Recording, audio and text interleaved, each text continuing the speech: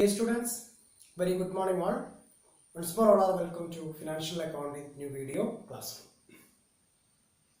Issue of debentures, company accounts last topic we discuss that is fraction debentures. Fraction debentures. Fraction debentures. When a company issued fraction-based debentures to the another companies or another unit or an individual.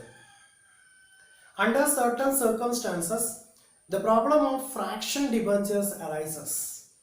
This problem arises particularly when debentures are issued for consideration other than cash. The question of fraction debentures mainly arises under the following two circumstances. Number one, issue of debentures to vendor for asset purchased. Second case, issue of debentures to seller or vendor for purchase of a running business.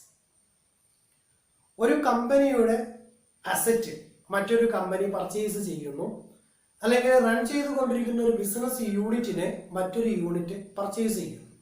അപ്പോൾ സ്വാഭാവികമായും purchase കൺസിഡറേഷന് purchased company വെൻഡർക്ക് അല്ലെങ്കിൽ സെല്ലർക്ക് കൊടുക്കേണ്ടതായിട്ട് വരും.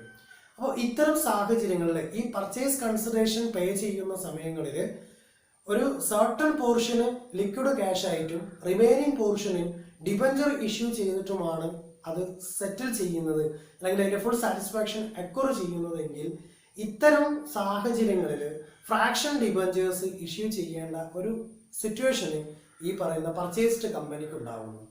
So ഒരിക്കലും ഒരു കമ്പനിയും fraction ബേസിൽ എന്ത് ചെയ്യില്ല, debentures issue ചെയ്യാറില്ല. അപ്പൊ അത്തരം സാഹചര്യങ്ങളിൽ എങ്ങനെയാണ് അത് ട്രീറ്റ് ചെയ്ത് പോവുക എന്നുള്ളതാണ് നമ്മൾ ശ്രദ്ധിക്കേണ്ടത്. അപ്പൊ എങ്ങനെയാണ് ഇങ്ങനെ ഒരു സാഹചര്യം കടന്നു വരുന്നത് എന്നുള്ളത് നമുക്കൊന്ന് ചെക്ക് ചെയ്യാം. ഓക്കെ, ഇപ്പൊ സപ്പോസ് ഒരു 10,000 റുപ്പീസ് കൊടുത്തുകൊണ്ട് എക്സ് ലിമിറ്റഡ് കമ്പനി വൈ ലിമിറ്റഡിൽ നിന്ന് ബിസിനസ് പർച്ചേസ് ചെയ്യുന്നു. 10,000 റുപ്പീസ് ആണ് കൊടുക്കേണ്ടത്.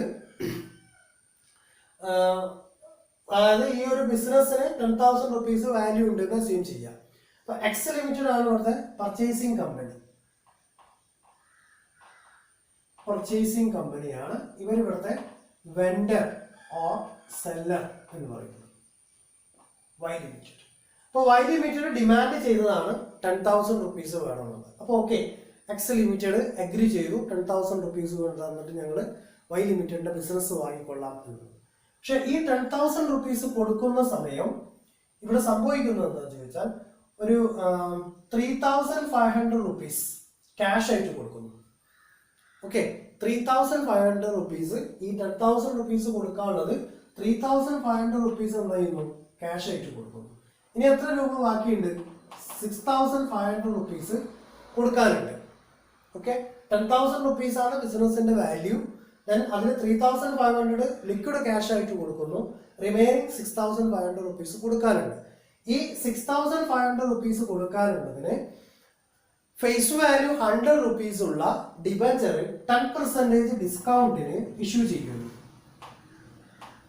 10% ഡിസ്കൗണ്ടിന് എത്ര ഡിബഞ്ചർ ആണ് ഇഷ്യൂ ചെയ്യുന്നത് എന്നുള്ളതാണ് ഇവിടെ ഫൈൻഡ് ചെയ്യുന്നത്. അപ്പോൾ 10,000 റുപ്പീസ് കൊടുക്കാനുണ്ട്, അതിൽ 3,500 ക്യാഷ് ആയിട്ട് കൊടുത്തു, 6,500 ബാലൻസ് ഉണ്ട്. Okay, 10,000 minus 3,500, then remaining 6,500. then 6,500 എങ്ങനെ കൊടുക്കുന്നു എന്ന് പറയുന്നത് 10% ഡിസ്കൗണ്ടിൽ 100 റുപ്പീസ് ഫേസ് വാല്യൂ ഉള്ള ഡിബഞ്ചർ ഇഷ്യൂ ചെയ്യുന്നു. then 100 minus 10 will get 90. So divided by 90 will get 7222. Okay, 72.22 അങ്ങനെയാണ് ഇതിന്റെ ഫ്രാക്ഷൻ എമൗണ്ട് വരുന്നത്. ഇനി 72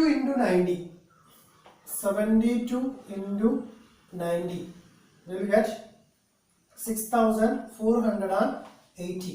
6,480 480. നമ്മൾ കൊടുക്കാനുള്ള എമൗണ്ട് എത്ര? 6500 ആണ്. അപ്പൊ ഇവിടെ ഈ 72 റുപ്പീസ് മുഖേന നമ്മൾ 72 ഡിബഞ്ചർ മുഖേന എത്ര കൊടുക്കുന്നുണ്ട്? അതായത് 6500 രൂപ കൊടുക്കാനുള്ളതിന് 10% ഡിസ്കൗണ്ട് കഴിച്ചിട്ട് 90% എമൗണ്ടിലാണ് കൊടുക്കുന്നത്. അങ്ങനെ 72.22 ഡിബഞ്ചർ കൊടുക്കണം. അപ്പൊ ഈ 22 ഡിബഞ്ചർ എന്ത് ചെയ്യുന്നില്ല? കമ്പനി ഇഷ്യൂ ചെയ്യാറില്ല. 0.22 ഡിബഞ്ചർ കൊടുക്കുന്നില്ല. അപ്പൊ ഈ 72 ഡിബഞ്ചർ പ്രകാരം 90 റുപ്പീസ് വെച്ചിട്ട് 6480 രൂപ കൊടുക്കുന്നുണ്ട്. ഇനി എത്ര രൂപ കൊടുക്കാനുണ്ട്? 6500 റുപ്പീസ് ആണ് കൊടുക്കാറുള്ളത്. അതിലൂടെ 6480 റുപ്പീസ് കൊടുക്കുന്നുണ്ട്. റിമൈനിങ് 20 റുപ്പീസ് ആണ് കൊടുക്കാനുള്ളത്. ഈ 20 റുപ്പീസ് എന്ത് ചെയ്യുന്നു? ക്യാഷ് ആയിട്ട് കൊടുക്കുകയാണ് ചെയ്യുക. ഓക്കെ, അതായത് ഈ റിമൈനിങ് 0.22 ആയിട്ടുള്ള ഡിബഞ്ചറിന് പകരം കമ്പനി എന്ത് ചെയ്യുന്നു? 20 റുപ്പീസ് ക്യാഷ് ആയിട്ട് പേയ്മെന്റ് നടത്തുന്നു. അതാണ് ഇവിടെ നടക്കുന്ന പ്രൊസീജിയർ. ഈ പ്രോബ്ലത്തിനകത്ത് പറയുന്നത് എന്താ?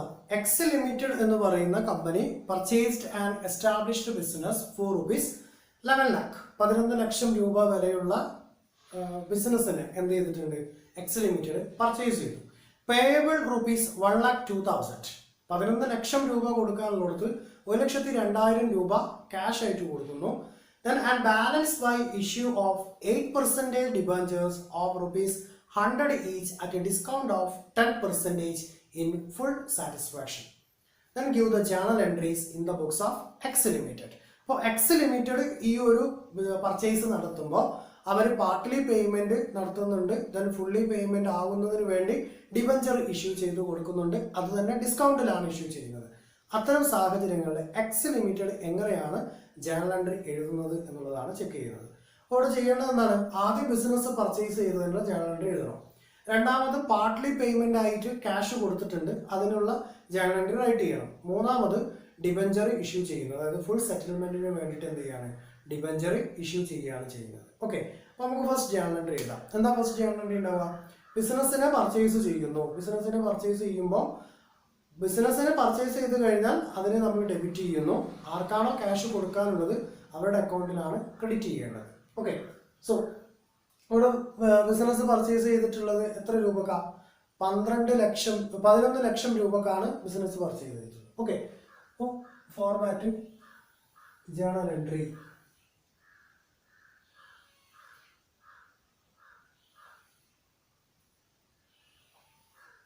In the books of X Limited journal entry. In the books of X Limited journal entry.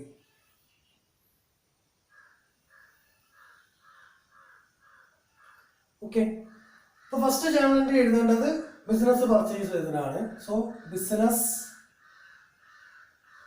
purchases account debtor to vendor or seller. എത്ര രൂപക്ക? 11,000 റുപ്പീസിനാണ് പർച്ചേസ് ചെയ്തിട്ടുള്ളത്. ഇനി എന്ത് ചെയ്തു? ഈ 11,000 റുപ്പീസിന് പർച്ചേസ് ചെയ്തതിന് പാർട്ട്ലി പേയ്മെന്റ് ക്യാഷ് കൊടുത്തിട്ടുണ്ട്. എത്ര? 1,02,000 റുപ്പീസ്. അപ്പൊ ക്യാഷ് കൊടുക്കുമ്പോൾ എന്താ ചെയ്യണം ഉണ്ടാവുക? ആർക്കാണോ ക്യാഷ് കിട്ടുന്നത് അവരുടെ അക്കൗണ്ടിന് ഡെബിറ്റ് ചെയ്യുന്നു. നമ്മുടെ കയ്യിൽ നിന്ന്, അതായത് എക്സ് ലിമിറ്റഡിന്റെ കമ്പനിയിൽ നിന്ന് അല്ലെങ്കിൽ അവരുടെ കയ്യിൽ നിന്ന് ക്യാഷ് നഷ്ടപ്പെട്ടു പോവാണ്. ഇപ്പൊ ബാങ്ക് അക്കൗണ്ടിനെ ക്രെഡിറ്റ് ചെയ്യണം. Okay, so vendor account debtor to bank.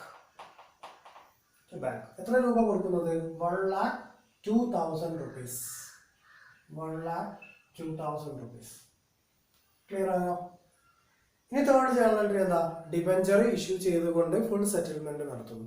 അപ്പൊ ഇതിന്റെ കാൽക്കുലേഷൻ നമ്മൾ എന്ത് ചെയ്യണം? ചെയ്ത് കണ്ടുപിടിക്കണം. Okay, that means 11 lakh rupees ആണ് കൊടുക്കാനുള്ളത്. അതിന് 1,02,000 റുപ്പീസ് എന്ത് ചെയ്യുന്നുണ്ട്? ക്യാഷ് ആയിട്ട് കൊടുക്കുന്നുണ്ട്. ദെൻ ബാലൻസ് 9,98,000 റുപ്പീസ് ഇനിയും എന്ത് ചെയ്യാനുണ്ട്? കൊടുക്കാനുണ്ട്.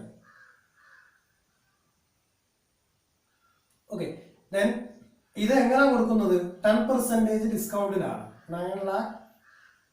98,000 divided by 90. Okay, then 11,088.88. അതെന്ത് ചെയ്യുന്നു? ഡിബഞ്ചർ ഇഷ്യൂ ചെയ്ത് കൊടുക്കുന്നു. ഡിബഞ്ചർ ഇഷ്യൂ ചെയ്യുന്നത് എങ്ങനെ? 100 rupees ഫേസ് വാല്യൂ ഉള്ള ഡിബഞ്ചർ ആണ് ഇഷ്യൂ ചെയ്യുന്നത്.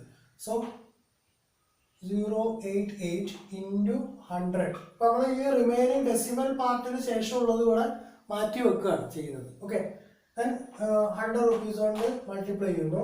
11,088,00. ഓക്കെ, ഇതിനെ 10% ഡിസ്കൗണ്ട് അലോ ചെയ്യുന്നു എന്നാണ് പറഞ്ഞത്. അപ്പൊ ഡിസ്കൗണ്ട് അലോ ചെയ്യുമ്പോൾ 80, then 8, then 0, 1, 1 ഇത് ഡിഡക്ട് ചെയ്യുന്നു. ഓക്കെ,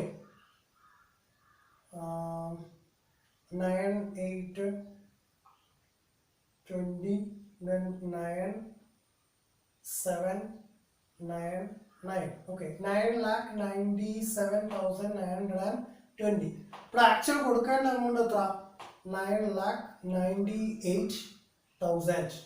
അപ്പോൾ കൊടുക്കാൻ പറ്റുന്നത് ഡിബഞ്ചർ ഇഷ്യൂ ചെയ്യുന്നത് മുഖേന കൊടുക്കുന്നത് 97,920. then balance 80 rupees. ഈ 80 rupees എന്താണ്?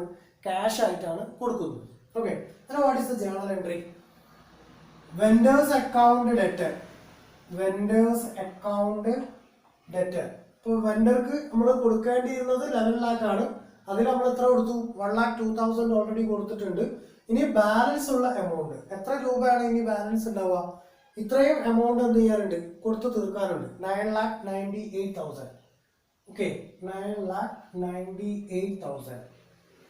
Then discount on issue of debentures. Discount on issue of debentures. Discount on issue of debentures account debtor. എത്ര? 1,10,880. 1,10,880. Then ഇവിടെ 8% ഡിബഞ്ചേഴ്സ്. 8% ഡിബഞ്ചേഴ്സ് ആണല്ലോ ഇഷ്യൂ ചെയ്യുന്നത്. ക്വസ്റ്റ്യൻ അങ്ങനെ തന്നെയല്ലേ പറഞ്ഞത്? 8% ഡിബഞ്ചേഴ്സ് എന്നല്ലേ. ഓക്കെ, 8% ഡിബഞ്ചേഴ്സ് നമ്മൾ ഫുൾ ഫേസ് വാല്യൂല് എന്ത് ചെയ്യാനാണ്? കൊടുക്കുകയാണ്. ഓക്കെ, ഫുൾ ഫേസ് വാല്യൂ കൊടുക്കുമ്പോൾ 11,08,800. 11,08,800. 11,08,800.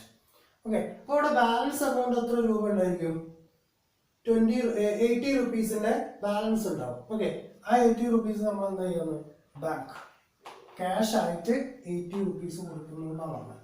അപ്പൊ ക്യാഷ് കൊടുക്കുന്നതിന് പകരം ബിസിനസ് പർച്ചേസ് ചെയ്തതിന് 11 lakh rupees കൊടുക്കാനുണ്ട് എന്നുള്ള ജേണൽ എൻട്രിയാണ് എഴുതുന്നത്. Business purchases account debtor to vendor. അങ്ങനെ വെൻഡർക്ക് നമുക്ക് 11 lakh rupees കൊടുക്കാനുണ്ട്. സെക്കൻഡ് ജേണൽ എൻട്രി എഴുതുന്നത് ക്യാഷ് പേയ്മെന്റ് നടത്തിയതിനാണ്. അപ്പോൾ വെൻഡേഴ്സ് അക്കൗണ്ടിന് ഡെബിറ്റ് ചെയ്തു. എത്ര എമൗണ്ട് ആണോ ക്യാഷ് ആയിട്ട് കൊടുത്തിട്ടുള്ളത് അത് ഡെബിറ്റ് ചെയ്തു. ദെൻ ടു ബാങ്ക്, അത്രയും എമൗണ്ട് ബാങ്കിൽ നിന്നും ഡിഡക്ട് ചെയ്തു. ദെൻ തേർഡ് ജേണൽ എൻട്രി എഴുതുന്നത് ഡിബഞ്ചർ ഇഷ്യൂ ചെയ്യുകയാണ്. ബാക്കി ഫുൾ സാറ്റിസ്ഫാക്ഷന് വേണ്ടി ഡിബഞ്ചർ ഇഷ്യൂ ചെയ്യുന്നു. അപ്പോൾ ഡിബഞ്ചർ ഇഷ്യൂ ചെയ്യുമ്പോൾ വെൻഡേഴ്സ് അക്കൗണ്ട് ഡെറ്റർ, വെൻഡേഴ്സിന് കിട്ടുന്നത് balance amount 11 lakh minus 1,02,000 will get 9,98,000. Then debenture issue ചെയ്യുന്നു. So 8% debentures account. 8% ഡിബഞ്ചർ എങ്ങനെ കൊടുക്കുന്നത്? ദാറ്റ് മീൻസ് 11,88,000 into 100 എന്ന് പറയുമ്പോൾ ഫേസ് വാല്യൂ 100 ആണ്.